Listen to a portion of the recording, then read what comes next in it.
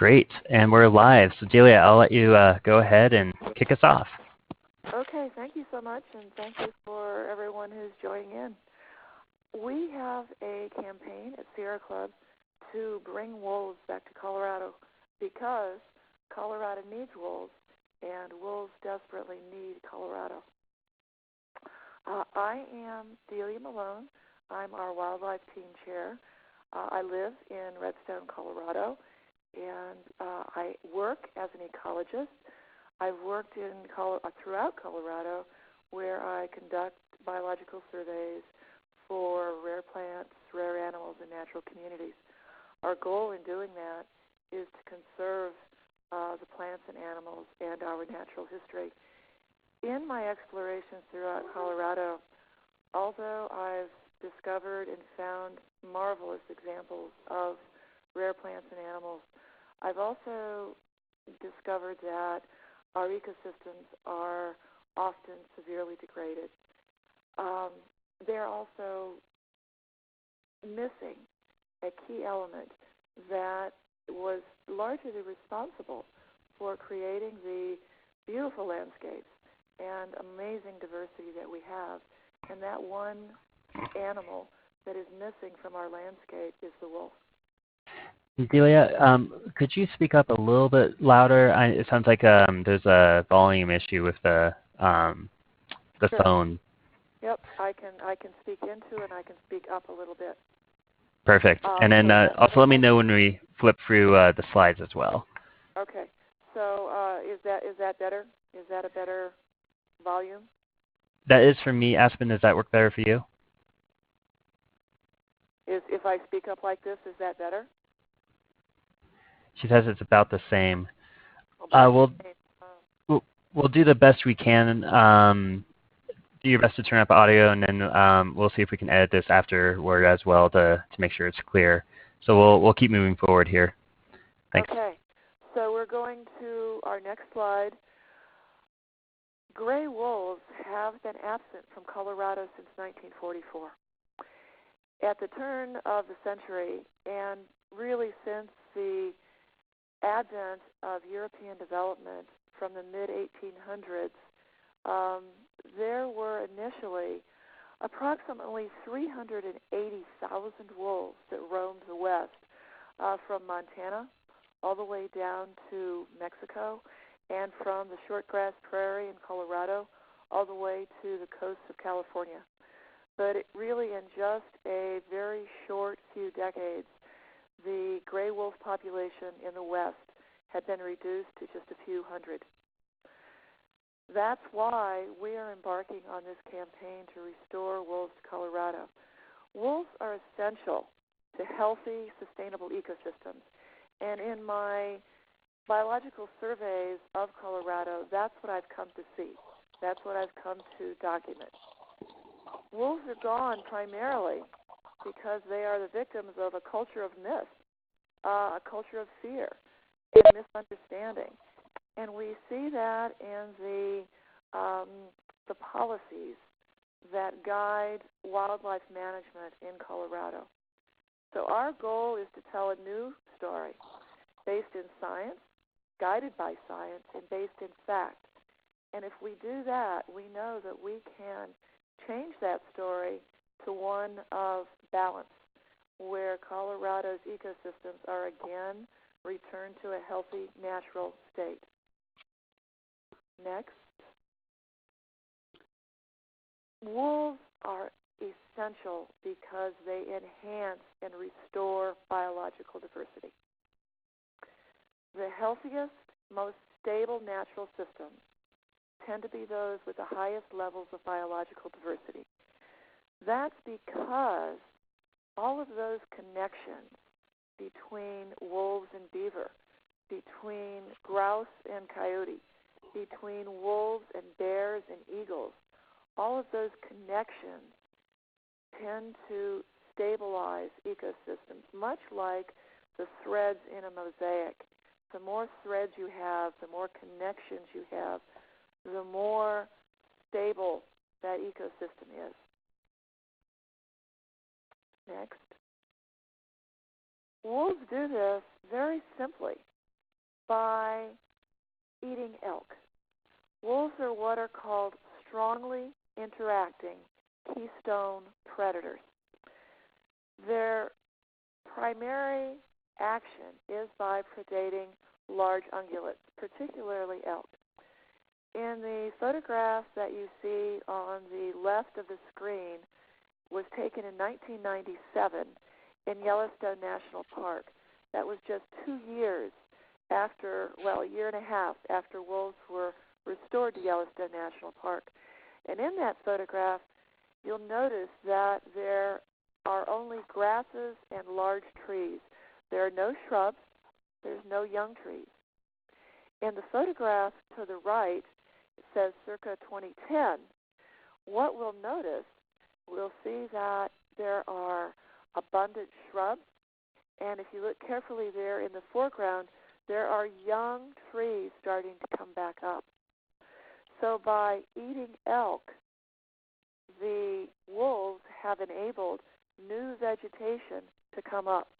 They don't just act by eating elk, they also act by dispersing elk out of the riparian habitat. And riparian habitat is just streamside habitat. So elk would like to, if there were no predators around, they would like to sit and eat that nice, palatable, lush willow cover. When they do that, they remove the ability for other critters, beaver, songbird, fish, to survive.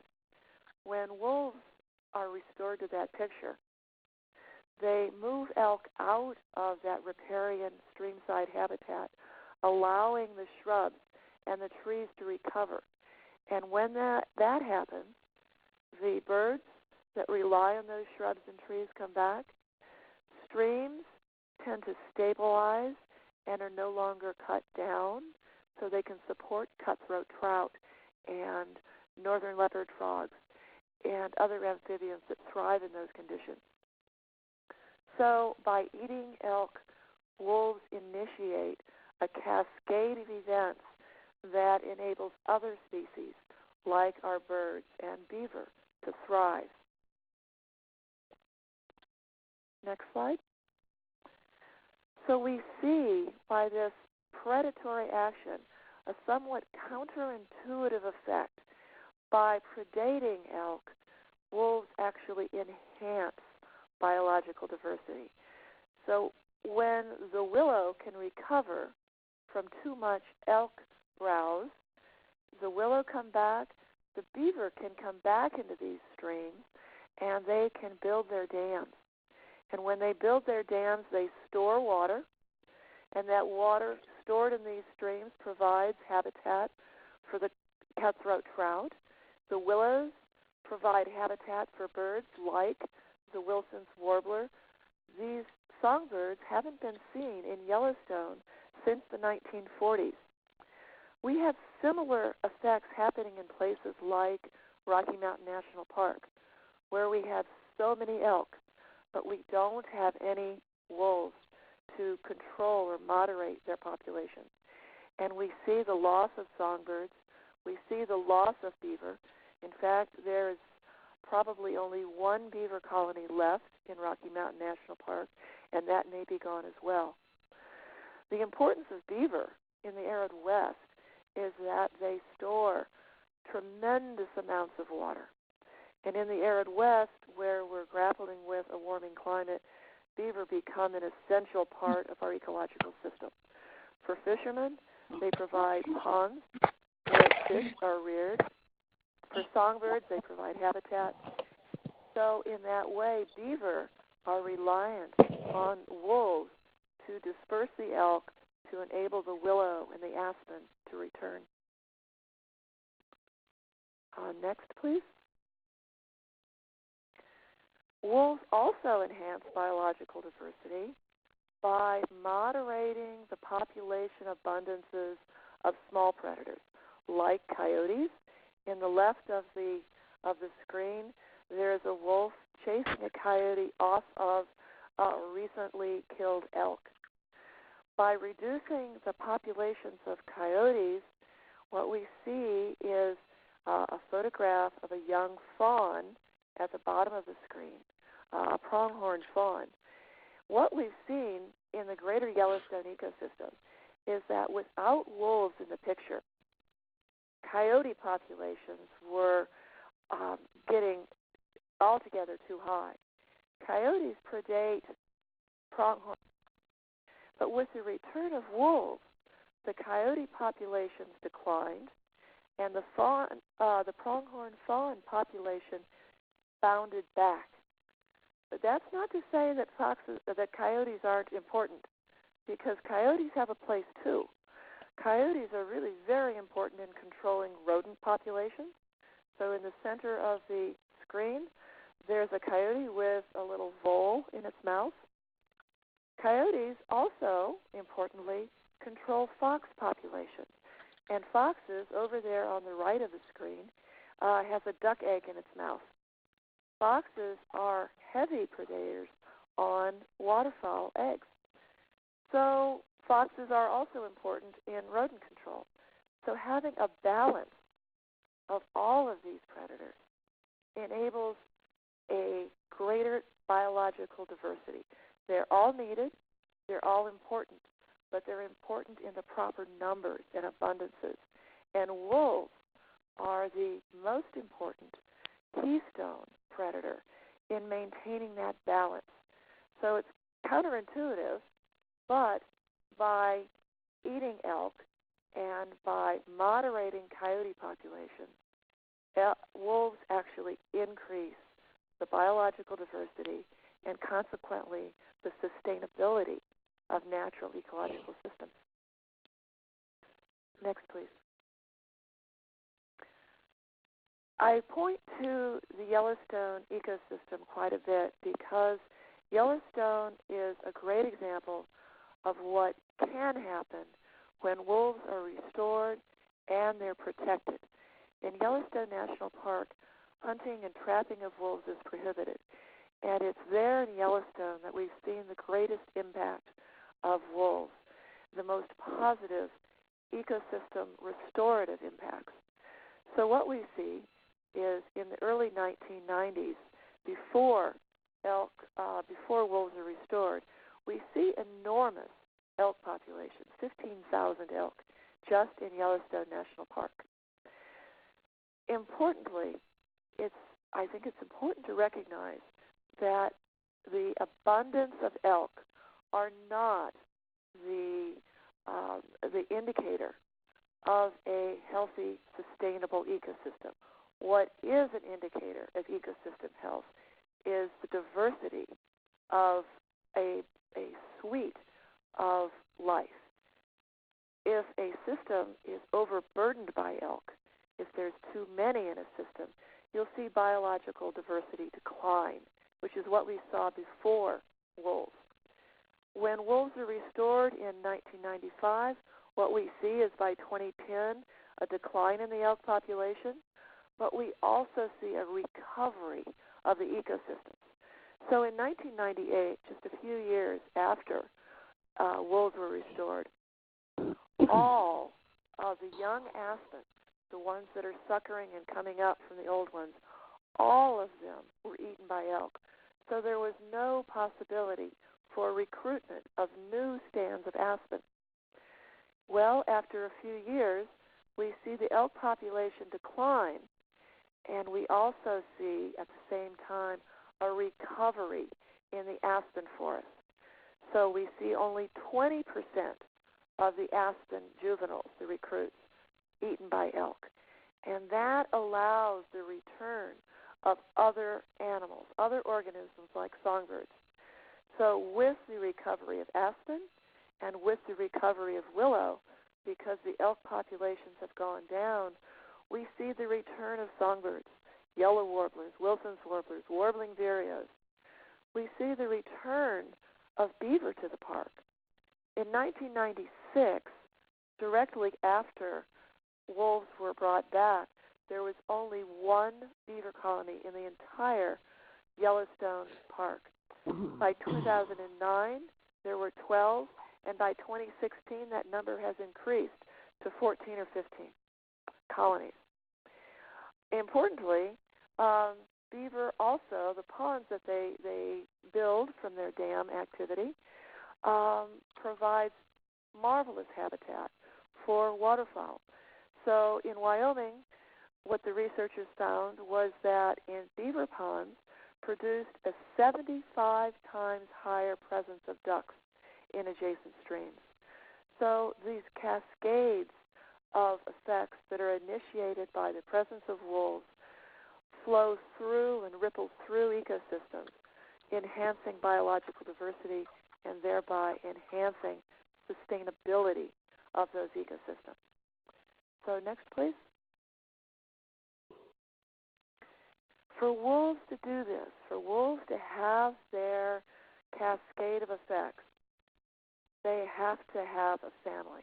The strength of the wolf is the family, and the strength of the family is the wolf.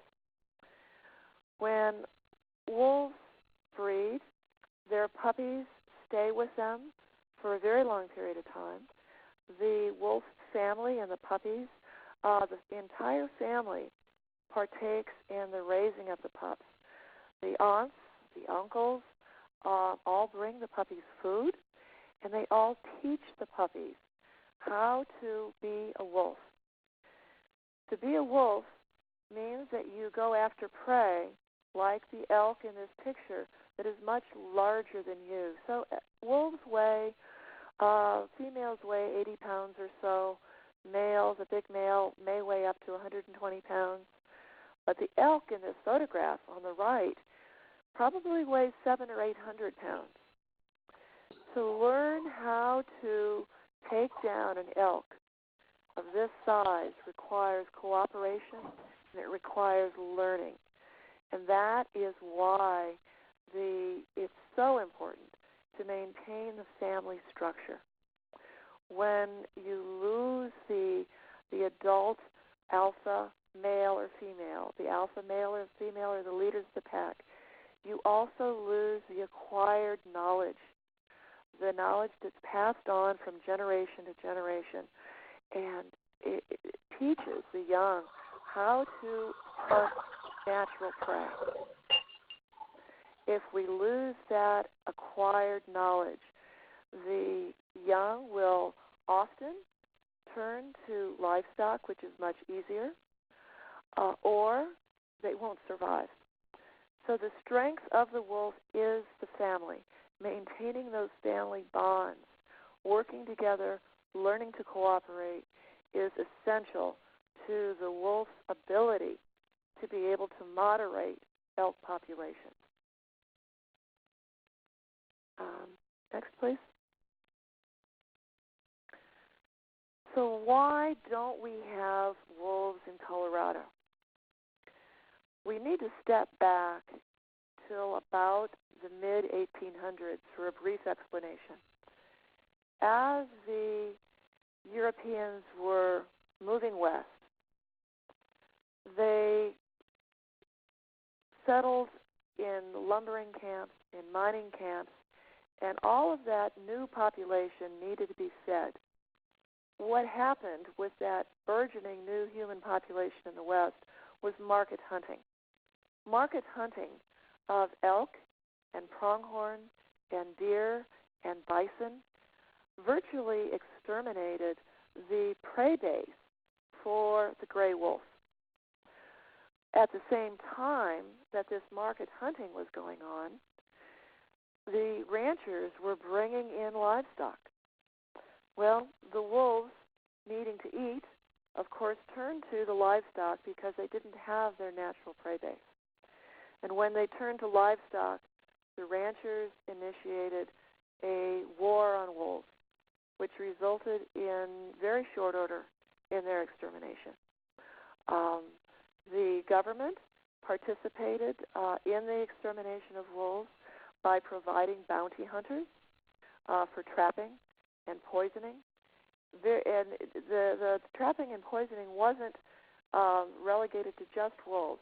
Anything that took the poison died, so we exterminated bald eagles, hawks, weasels, black-footed ferrets, anything that was nearby the poisons that were put out for wolves were also exterminated. In the 1920s in Yellowstone, wolves were functionally eradicated. By 1944, the last wolf in Colorado was killed. We don't have the same situation in Colorado today. Our situation is much different. The wolves turned to livestock because there was no natural prey. In Colorado today, we have about 280,000 elk, about 440,000 deer. That's an abundant prey base that is a marvelous bounty for wolves. Next, please. Wolves and ranching can coexist. It's one of those myths that there has to be one or the other, that wolves and livestock cannot coexist. It's also a myth that large carnivores, such as the wolf, will wipe out elk populations. What we have seen is that elk populations, where wolves have been restored in the northern Rockies, Idaho, Wyoming, and Montana, have actually gotten healthier. The elk numbers up in Montana have increased. Elk numbers in Wyoming have increased. In Idaho, in 19 of 26 hunting units, elk populations have increased. In the remaining 7 units, where elk populations are slightly less than what they were before wolf reintroduction, there are other intervening factors, such as logging. Wolves are very unique in that they have evolved behaviors that keep them within the carrying capacity of their prey base. So they have both intra-family strategies within the family, and inter-family strategies that keep them, the wolf population, within the carrying capacity of their prey. So wolves actively prevent the lesser wolves in the family from mating, so that in an unexploited wolf family, a wolf family that hasn't been hunted or trapped by humans, only the alpha male and female typically mate. They actively prevent the others from mating. That is one way they control their population. Another intra-family way is that there is, when the wolf family gets too large, there is simply too much strife within the family. Wolf families can only get so big before there is too much intra-family bickering. And at that point, the family size stabilizes. Wolf populations are also controlled by inter-family strife. So families control their territory, and they do not let other families within their territory, because that territory is their life. They don't allow other families to invade. If they do, there is often fighting.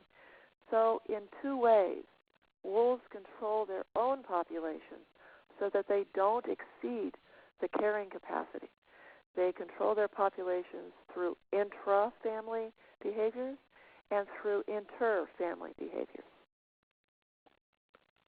So if we go to the next slide, where we just have a little bit of numbers documenting what the impact of wolves on livestock actually is, what we can see is that in 2015, in all of the 3 Rocky Mountain states where we have wolves, there's approximately 1,900 wolves now in those 3 states altogether.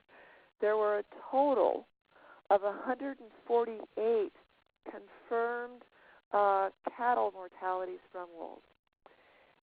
If we look down in that chart under cattle, we see that in Montana there's 2+ million cattle, in Idaho 2+ million, and in Wyoming 1.3 million or so cattle. If we go over to the sheep column, in 2015 there were 208 confirmed wolf depredations on livestock. If we go further down in that column, we can see that in Montana and Idaho and Wyoming, altogether there are almost 1 million sheep. The response, the human response to those livestock mortalities was that there were 684 human-caused mortalities, wolf mortalities. The importance of saying 148 total confirmed mortalities is that wolves are often blamed for the depredations by other animals. Actually, if we dig into those numbers a little bit, domestic dogs and coyotes have some of the highest depredation occurrences on livestock. So it's important that a biologist from Fish and Wildlife Service go out and examine the deaths of the cattle and sheep and confirm that it actually is wolves. And if that is the case, ranchers are compensated monetarily. Next slide, please. Those very low numbers of depredations on livestock can be brought down even further if ranchers will implement so-called coexistence strategies. There are numerous coexistence strategies that have been developed in the Northern Rockies since the recovery of wolves that are hugely effective in preventing losses. So as an example, in the Wood River Project in the Sawtooth Mountains of Idaho, they graze, this group grazes over 25,000 sheep every year next to and right adjacent to numerous wolf families, and over 6 years they've lost a total of 25 sheep. They use coexistence strategies such as, but not only, guard dogs, shown in the picture on the left. They also use herders. They just don't turn their sheep out onto the range and let them fend for themselves. So in this example, they lost only 25 sheep over 6 years, and importantly, no wolves were killed in this operation. So there are numerous non-lethal carnivore control strategies, and I've listed a few of those here on the right. It's not the only list of strategies. There are numerous ones, and it's important that they all be tailored to the specific needs of a rancher. But they're very successful. Some of these strategies are great with cattle, some with sheep. For instance, timed cabbing and switching grazing strategies works, for instance, when you know that there is a wolf family in an area denning. Putting your cattle in a different allotment to let them graze away from the denning wolf family so that the elk that is around the family den don't leave, because cattle will push elk away, and then the wolf family has to turn to something to feed its pups. So by moving your cattle away from a wolf den, a simple strategy to avoid conflict. And avoiding conflict is probably our primary strategy in reducing depredation by wolves on livestock. Next slide, please. When we look at the relationship between elk and wolves, one of the fears was that with the return of wolves to the Northern Rockies, the elk populations would decline, and that hunter success would decline because the elk would become too wary. What we've seen is quite a different result. If we look briefly at the chart, under elk populations in Montana, for instance, in 1995, before wolves were reintroduced, there were 109,000 elk in Montana. Today, there are 163,000. Hunter success was 13.5%. Well, if we skip down to Wyoming, in 1995 there was 103,000 elk. In 2015, 113,000. In 2016, 104,000. But hunter success was 44%. Similar results in Idaho. If we go down to Colorado, our elk population dwarfs the population in other states. We have 277,000 elk in Colorado in 2016, and our hunter success rates are between 18 and 19%. What we've seen across the board is that elk populations have gotten healthier, and likely because the range, the grasses, the forbs, have gotten healthier and have been able to recover because wolves move elk around. They don't let them sit in one place. Next slide, please.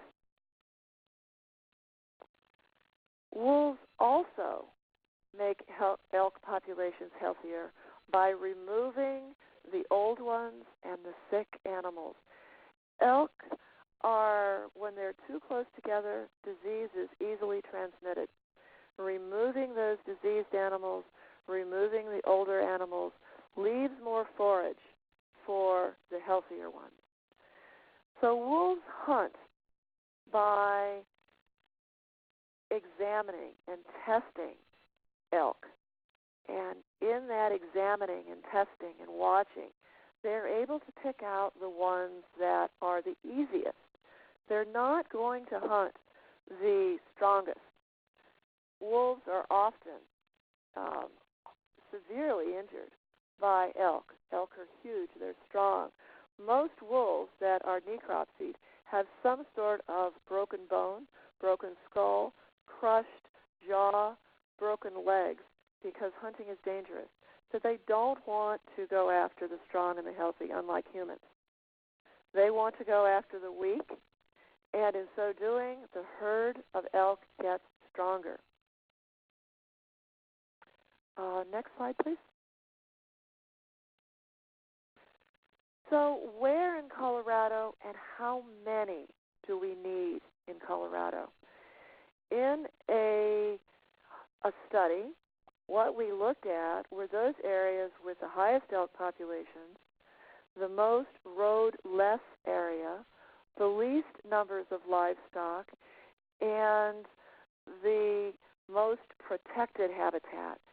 So the areas on the map on the right of the screen, the Flat Tops Wilderness in the White River and Route National Forest, the Grand Mesa and Gunnison National Forest, further down in the San Juans, the Weminuche Wilderness, and then right on the border of Colorado and New Mexico, the only private area that was identified is the Vermejo Park Ranch, which is owned by Ted Turner, who is very supportive of restoring wolves to the Southern Rockies. So these would be the areas of restoration. These lands are all connected by public lands. We have in Colorado, about 22 million acres of public land. About 4 million of those are wilderness areas. Most of this is on the west slope of Colorado, which is primarily where we also have the high elk population. In 1994, a study by the U.S. Fish and Wildlife Service concluded that Colorado could support at least 1,000 wolves. Elk eat, on average, about 20 elk per year. Wolves eat, on average, about 20 elk per year each. And with 1,000 wolves, that would be about 20,000 elk. Hunters take far more elk than that every year out of Colorado. And the hunters are focusing on the strongest and the healthiest, whereas wolves are focusing on the weakest, thereby strengthening the herd. Next, please. So our mission is to restore gray wolves to Colorado with both sufficient numbers and with sufficient distribution across the landscape to have that ecological effect of moderating elk populations and restoring ecosystem health. To do that, we're working with all of Colorado's communities. We're reaching out to the supporters as well as the opponents. We are building support through abundant educational outreach, through attending meetings of both supporters and opponents. We're working with ranchers to bring to them ways in which they can coexist with large carnivores. And eventually we are looking at changing public policy that to recognize the importance of large carnivores being in sufficient numbers and distributed widely across the landscape. Next, please.